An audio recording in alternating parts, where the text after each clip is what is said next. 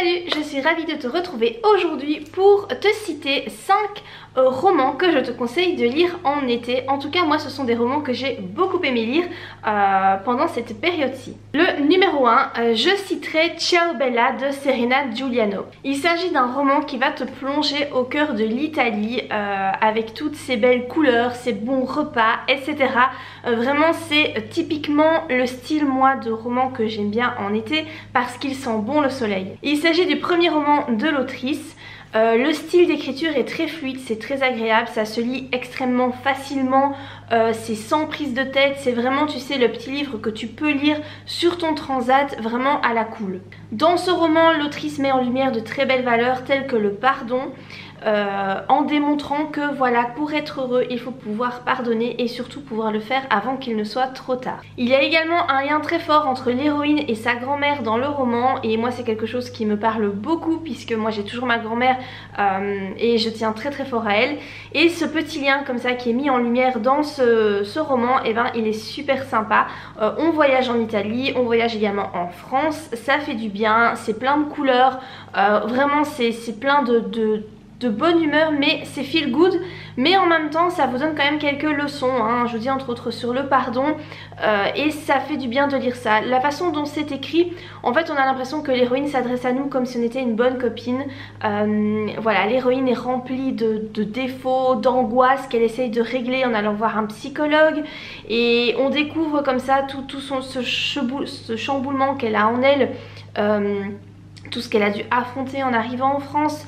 Il y a beaucoup de vécu je pense de l'autrice dans ce roman là, et voilà, c'est très parlant, moi j'adore, c'est plein de couleurs. Le deuxième roman que je voulais vous citer, c'est L'homme qui voulait être heureux de Laurent Gounel. Ici il s'agit d'un roman mais qui mêle histoire et développement personnel. Ça peut être très très sympa pour les personnes qui n'aiment pas lire des livres de développement personnel pur et dur, très théoriques, mais qui préfèrent que ce soit mis en situation, on va dire, dans une histoire. Pourquoi je conseille cette lecture en été? Et bien tout simplement parce qu'elle se déroule à Bali. Et ben voilà, Bali c'est le soleil, c'est la plage, c'est aussi des bonnes nourritures, c'est, enfin voilà, moi ça m'inspire tout ça. Donc c'est vraiment un roman moi que je préférerais lire en été plutôt qu'en hiver.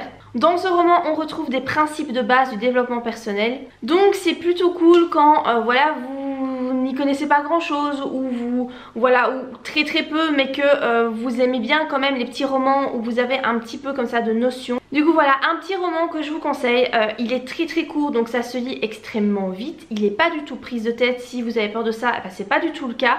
Il est dépaysant hein, puisque je vous dis l'histoire se déroule à Bali, ça vous poussera quand même à vous poser peut-être quelques petites questions, donc voilà, moi j'aime bien. Pas trop quand même quand c'est l'été et que tu sais t'es sur ton transat, c'est bon quoi, t'as pas trop envie qu'on vienne te saouler avec des grosses questions existentielles. Mais là c'est juste ce qu'il faut je trouve, et donc voilà, moi j'aime bien, la plume de Laurent Gounel est très fluide. Après c'est pas, on n'est pas dans l'émotion, hein, c'est pas des romans qui vont te remuer, enfin c'est de développement personnel donc... Peut-être que oui, mais alors pas du point de vue je pense de la plume, mais ça se lit très facilement et c'est vraiment agréable. Le troisième roman que j'ai envie de vous citer, il s'agit d'un roman de Virginie Grimaldi qui s'intitule Il est grand temps de rallumer les étoiles. Pourquoi ce roman-là en particulier? Eh bien parce qu'il s'agit d'un road trip. Donc on va suivre les aventures d'une maman célibataire, donc elle a 2 filles de 17 et 10 ans je pense, et elle va faire un road trip avec ses filles.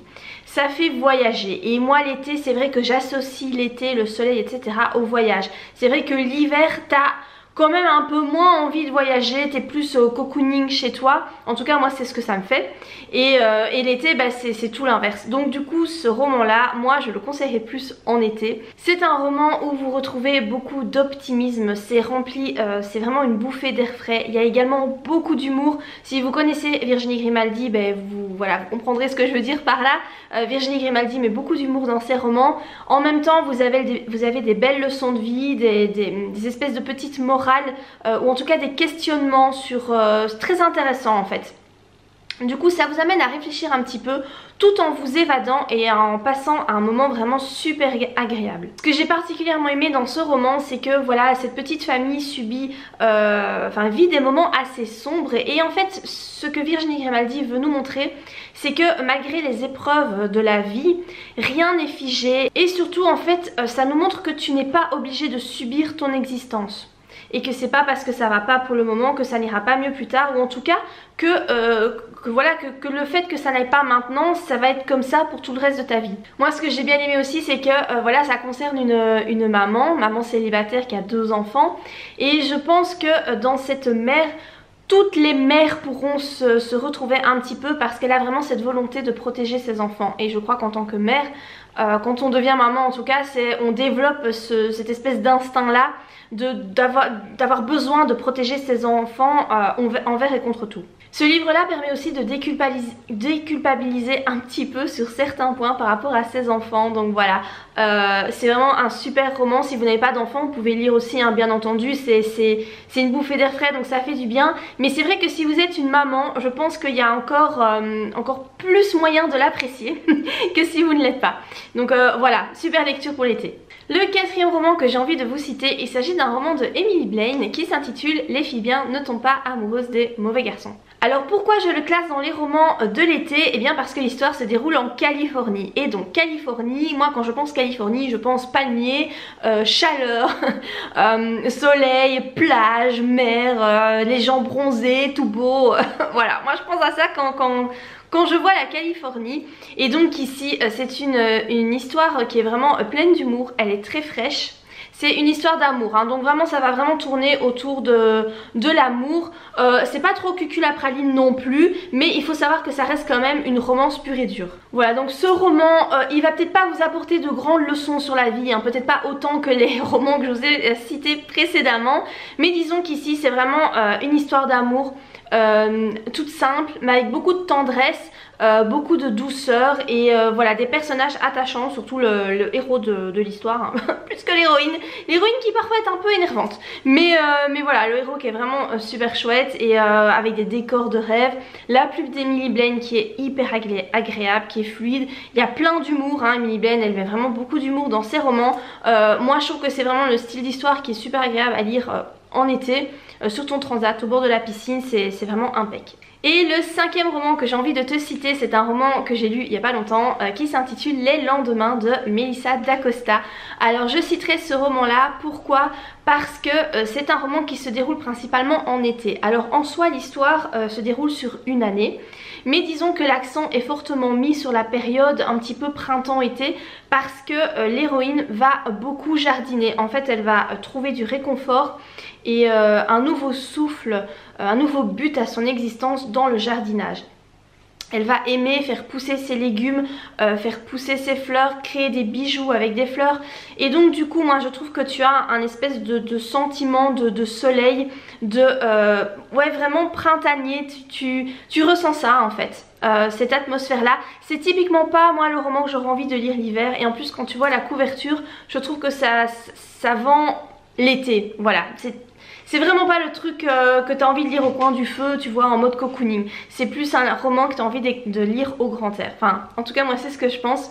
Alors, les thématiques ici abordées sont un petit peu dures parce qu'on fait face au deuil. On fait face au deuil aussi par rapport à un enfant. Donc, c'est pas facile, voilà. Melissa d'Acosta a tendance dans ses romans à aborder des thèmes douloureux, mais ils sont toujours abordés avec beaucoup de douceur, beaucoup de réflexion. Et voilà, moi j'aime beaucoup, je suis très sensible à sa plume. Je trouve que les émotions qu'elle met dans ses romans, enfin en tout cas avec moi ça fonctionne. Je m'attache très fort au personnage. Ici vous n'avez pas une intrigue de fou dans le roman, c'est plus en fait suivre l'héroïne dans tout son deuil, voir comment elle va s'en sortir. On retourne parfois un petit peu en arrière pour comprendre ce qui s'est passé, pourquoi elle est dans cet état actuel, et puis on a des passages au présent où là elle est vraiment dans son deuil en train d'essayer de se reconstruire. On pourrait penser, voilà, quand j'en parle, que c'est quelque chose d'assez plombant, hein, puisque voilà le deuil c'est difficile. C'est vrai qu'au début c'est un peu dur, hein, voilà, par rapport à ce qu'elle vit et tout, ça fait mal, mais en même temps il y a tellement de douceur en fait dans ce roman que c'est comme une caresse.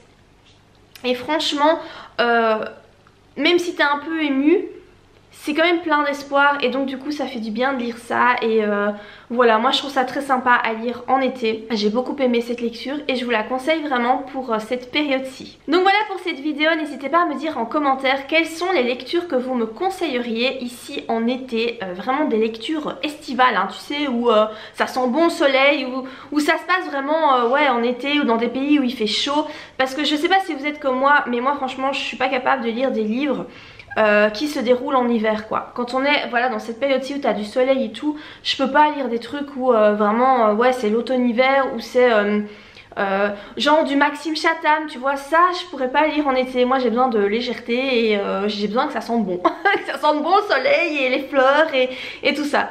Donc voilà, si vous avez des recommandations pour l'été, n'hésitez pas à les laisser en commentaire. J'espère que cette vidéo vous a plu, si c'est le cas n'hésitez pas à la liker et moi je vous dis à très bientôt pour de prochaines vidéos. Bye!